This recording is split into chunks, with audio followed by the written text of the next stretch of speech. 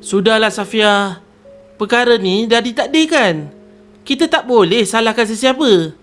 Baik Rakibah mahupun Syairah. Tak ada sesiapa yang patut kita marah. Kita kena bertenang. Kaji apa hikmah di sebalik semua yang Allah turunkan ini. Haji Mukri tidak berhenti-henti memujuk. Umi terseduh sedan sepanjang perjalanan dari pusat rawatan Dr. Syafiqah tadi. Umairah yang duduk di belakang kereta juga menenangkan dengan menepuk-nepuk bahu ibu angkatnya. Betul Umi, kita semua tak mahu perkara ni berlaku. Lebih-lebih lagi Rakibah. Dia paling terseksa dengan semua ni. Dia kehilangan anak dalam kandungannya. Umairah terus melontarkan kata-kata lembut memujuk Umi. Kalaulah Syairah tak tolak dia, namun cebisan penyesalan masih tidak luntur sepenuhnya. Umi masih tetap menyalahkan Syairah. Kerana tolakan Syairah, kandungan Rakibah gugur. Pastilah Syairah puncanya. Safia, Haji Mukri menjeling isterinya, seolah-olah mendengar suara hatinya yang sedang menyalahkan Syairah.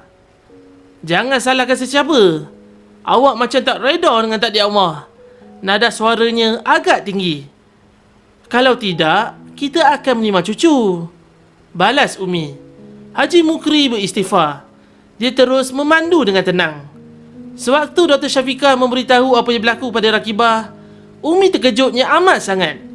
Rakibah hamil dan kini kandungannya sudah gugur. Kita jangan bagi tahu sesiapa pasal Rakibah. Takut dia rasa malu. Nanti fikirannya semakin tertekan.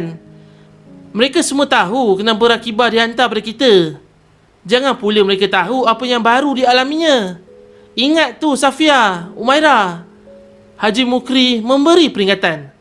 Umairah menunduk. Terasa lontaran kata-kata Haji Mukri menusuk jiwanya. Haji Mukri pula tiba-tiba tersedar sesuatu apabila Umairah tiba-tiba senyap. Umairah, Walid tak bermaksud nak melukakan hati Umairah. Maafkan Walid. Suaranya mendatar dan perlahan. Taklah Walid, jawab Umairah perlahan. Hatinya tidak terluka, cuma emosinya diusik kenangan lama. 3 tahun lalu, dia datang ke Wadi Safia sebagai seorang gadis yang amat kecewa. Dia bukan hanya membawa penderitaan, tetapi kandungan yang sudah berusia 2 bulan. Seperti Rakibah, kandungan itu juga tidak dipinta. Tetapi ketelanjurannya bersama tunangnya Hakimi mencampakkannya ke lembah derita. Justeru emak dan ayah terpaksa menyembunyikannya di Wadi Safia, milik Umi dan Walid.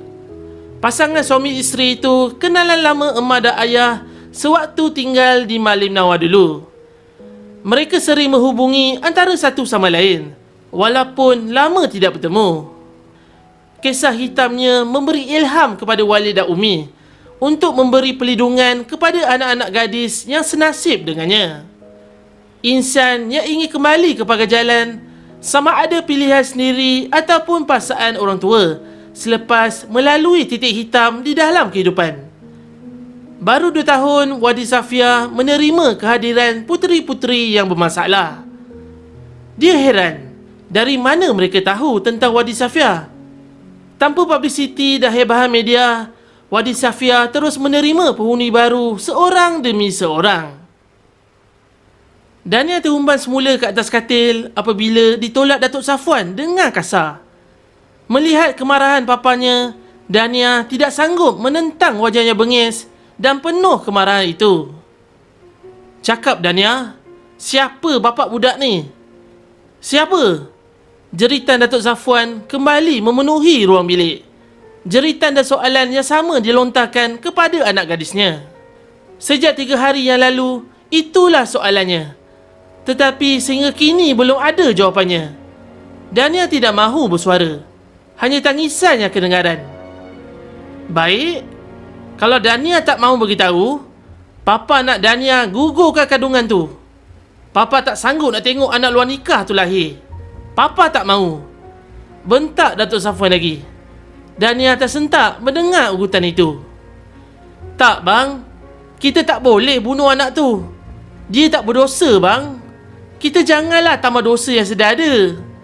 Tiba-tiba Datin K muncul dengan rayuannya. Datuk Safwan merengus. Awak diam.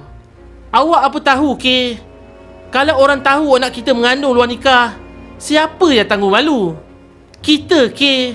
Kita yang malu nanti. Kita tak ada jalan lain. Dia tegas dengan keputusannya. Datuk Safwan menarik tangan Datin K dengan kasar dan terus membawanya keluar. Dania terkejut melihat pelakon papanya mengasari mamanya. Sampai di luar, Datuk Safwan terus menutup pintu bilik Dania. Awak ambilkan mangga pintu ni cepat. Datin K terkedu mendengar arahan Datuk Safwan. Dia merenung suaminya agak lama. Abang nak buat apa? Abang nak kurung Dania? Ya, saya nak kurung dia. Saya tak mahu dia lari sebelum kita selesaikan masalah ni. Kita tak ada jalan lain, K. Kita kena cari klinik yang boleh gugurkan kandungan dia. Datin K tergamam cadangan suaminya. Dia menggeleng-geleng. Tidak, bang. Tidak. Saya tak mahu subahat. Saya tak mahu jadi pembunuh. Datuk Safwan merengus marah. Dia bergegas ke sebuah almari dan mengambil mangga pintu di situ. Datin K hanya memerhati ketika suaminya mengenakan mangga dengan rantainya sekali pada tombol pintu bilik Dania. Kemudian dia meninggalkan Datin K yang sedang terpinga-pinga. Sabarlah, Datin. Datuk tengah marah. Bersabar ya, Datin. Kak Jah cuba menenangkan wanita itu. Tanpa berkata apa-apa, Datin K berbatas mula naik ke biliknya dalam keadaan lemah longlai. Apa halnya, Jah? Datuk naik angin nampaknya tu. Bergaduh ke? Soal Pak Mubin sambil mengikut Kak Jah ke dapur. Jah tak mahu masuk campur hal Datuk dengan Datin. Pak Mubin tanyalah sendiri. Jawab Kak Jah sambil menjeling. Pak Mubin tahu pasal Dania kan? Pak Mubin cuba mencari kepastian. Apa yang Pak Mubin tahu pasal Dania? Dada Kak Jah berdebar. Jangan-jangan Pak Mubin tahu kehamilan Dania. Siapa yang memberitahunya? Dia tidak pernah membuka mulut pada Pak Mubin. Kalau Pak Mubin tahu, tentu Datuk Safwan yang beritahu. Tidak ada orang lain. Kalau bukan Datuk, siapa pula? Apa pula, kata Datin.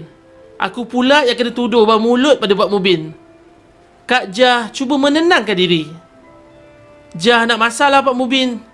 Pak Mubin duduk kat depan. Nanti Datin panggil, tak dengar pula. Mana tahu kalau Datin nak ajak pergi mana-mana.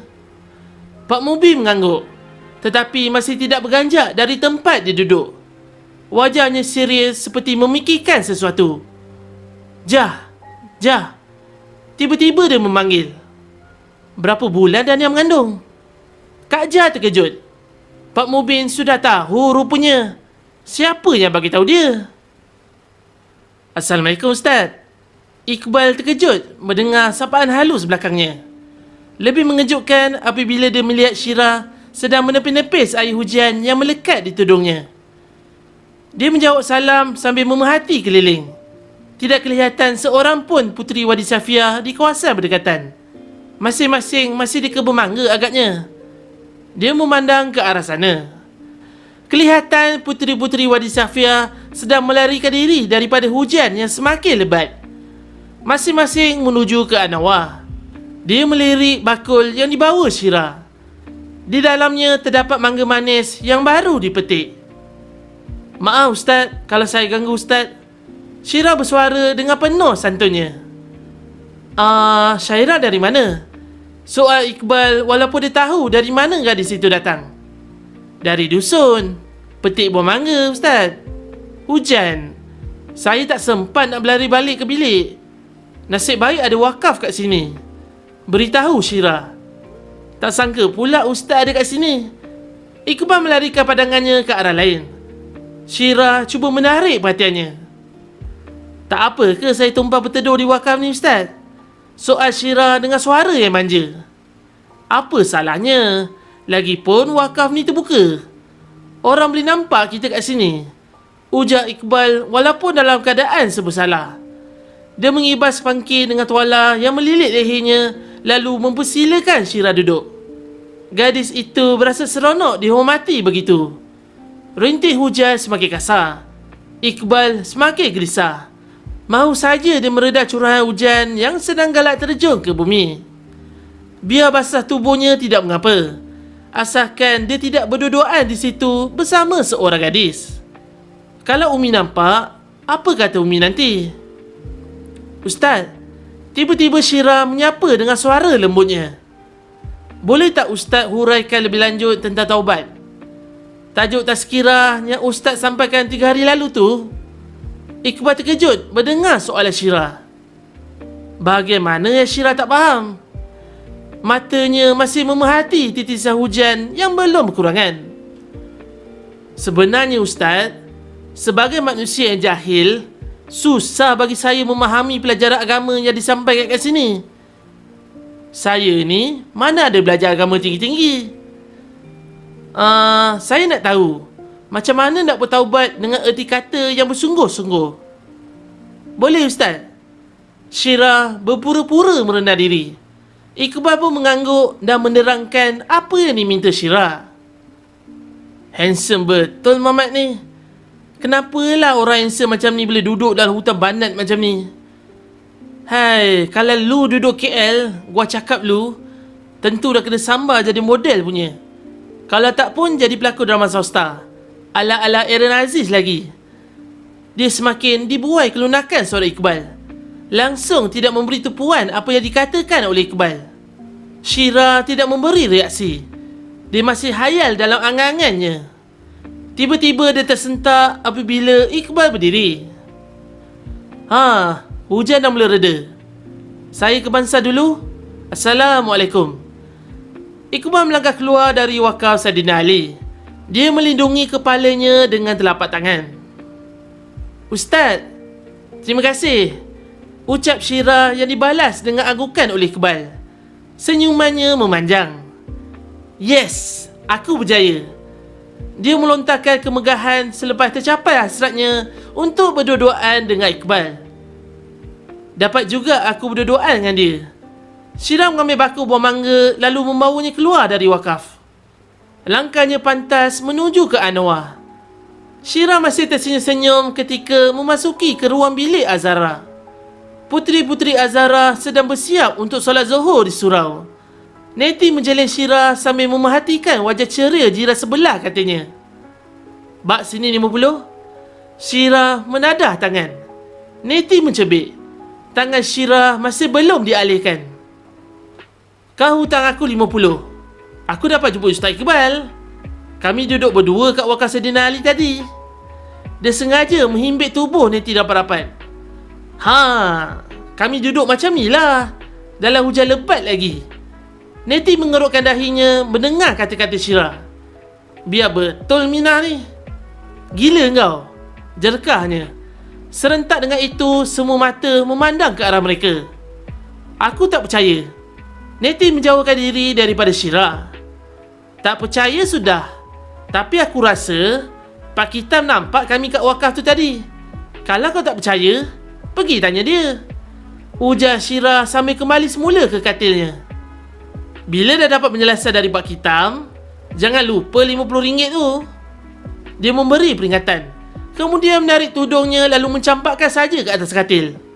Neti menjeling. Gila kau ni. Syirah tidak mempedulikan kata-kata rakannya itu. Dia menganggap Neti cemburu. Semua itu tidak penting. Yang penting, dia sudah menyahut cabaran Neti 3 hari yang lalu. Dia dicabar berdua-duaan dengan Iqbal. Siapa sangka hujan membawa peluang dia berdua-duaan bersama Iqbal di wakaf tadi. Ada sesuatu yang nak dibincangkan dengan seseorang. Walid pun dah lama tak jumpa dia, kata Haji Mukri. Dia hendak berjumpa dengan anak kawan lamanya. Apa halnya Walid? Soal Afan ingin tahu. Pasal Wadi Safiah lah. Apa lagi?